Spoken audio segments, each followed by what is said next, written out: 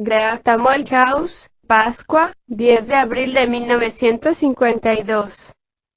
La conexión de la esencia con el esoterismo. En el trabajo es necesario pensar de una manera nueva. Se dice repetidas veces que el trabajo se propone hacernos pensar de una manera nueva. Si no lo hacemos así, nada sucede. Permanecemos muertos ante la acción del trabajo, porque si no pensamos en el trabajo, éste no puede pensar en nosotros. Empezar a pensar en el trabajo, es comenzar a pensar de una manera nueva. Por consiguiente, es preciso que pensemos por nosotros mismos acerca de las cosas que nos enseña el trabajo. Esto significa que se ha de empezar a pensar tranquila e internamente acerca de, digamos, una o dos de las ideas pertenecientes a este sistema de enseñanza y seguir un tren de pensamientos acerca de ellas, y establecer conexiones, a modo de tentativa, entre ellas. La gente está tan ocupada que es escasa la que lo hace. Está demasiado inmersa en las cosas externas. Escuchar es una cosa. Pensar es otra. Una es externa, la otra interna. Ahora bien, el trabajo está hecho de muchas ideas diferentes, algunas de mayor y otras de menor densidad de significado. Si se piensa acerca de ellas, abren su significado a la mente. El significado viene pensando. Esas ideas, todas ellas de diferentes colores, se juntan para formar una sola luz interna como lo hacen los colores del espectro visible para formar la luz blanca. Cambiando de imagen, el trabajo puede compararse a algo organizado desde muchas partes diferentes como lo es el cuerpo, para formar un todo orgánico unidad. El trabajo es una unidad. En realidad es un todo viviente, pero solo llega a ser un todo viviente cuando es aceptado por la mente con algún grado de gracia y se conecta gradualmente por medio del pensamiento y la memoria, y por haber oído que se lo enseñaba una y otra vez. Entonces llega a ser un todo viviente, una luz en una persona. De otro modo, sigue siendo algo que está fuera de ella en el pizarrón, y no tarda en convertirse en una simple jerga. Permanece muerto en lo que respecta a dicha persona, porque ponerse en contacto con el trabajo es una cuestión interna. Ahora bien, si es confuso y no está conectado correctamente o si solo se toman al azar trozos del trabajo, no puede realizar su obra en una persona, salvo débilmente, así como una radio no puede transmitir claramente vibraciones desde una fuente que no es visible a los sentidos. Si partes de dicho aparato faltan o están mal conectadas, o si las pilas están agotadas debido a cortocircuitos, como lo hacen en nuestro caso las emociones negativas, entre otras cosas. Tal es la sencillez de esta cuestión. El trabajo es un instrumento mental que debe conectar la raza humana con los centros superiores. Puede ajustarse a la mente, y si está correctamente conectado, puede transformar el pensar cambiando los poderes de recepción. Dos sanciones, sin embargo, son requeridas para que esto suceda. La primera es que el hombre debe querer aceptarlo, de otro modo no podrá entrar en él. Si la mente está cerrada a todo, salvo a las preocupaciones e intereses de la vida externa, por más que el trabajo golpee con fuerza a la puerta no le será permitido entrar. El hombre tiene aquí el poder de elección. La segunda, si se permitió entrar al trabajo luego, al cabo de un tiempo, que varía grandemente con las distintas personas, el hombre ha de querer hacerlo. Debe empezar a hacer su verdad. Aquí el hombre tiene libertad de elección. Estas dos elecciones dependen del sancionar interno del hombre. Ahora bien, toda la verdadera enseñanza esotérica existe porque el hombre está dormido y puede despertar. Es por eso que existen los evangelios.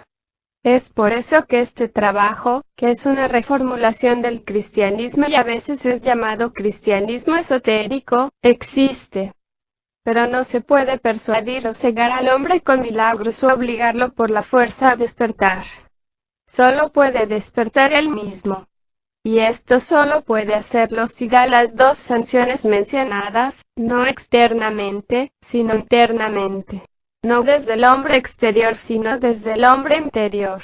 No desde el hombre superficial, el hombre de la falsa personalidad y el hombre imitación, el hombre de las apariencias, sino desde el hombre esencial, escondido.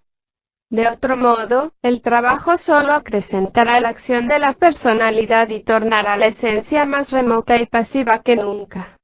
Solo el más sencillo y, por así decirlo, el más inocente, menos sofisticado y verdadero lado del hombre, puede recibir la enseñanza esotérica correctamente, y esto es lo que significa de cierto os digo, que el que no reciba el reino de Dios como un niño, no entrará en él. Lucas capítulo 18, versículo 17.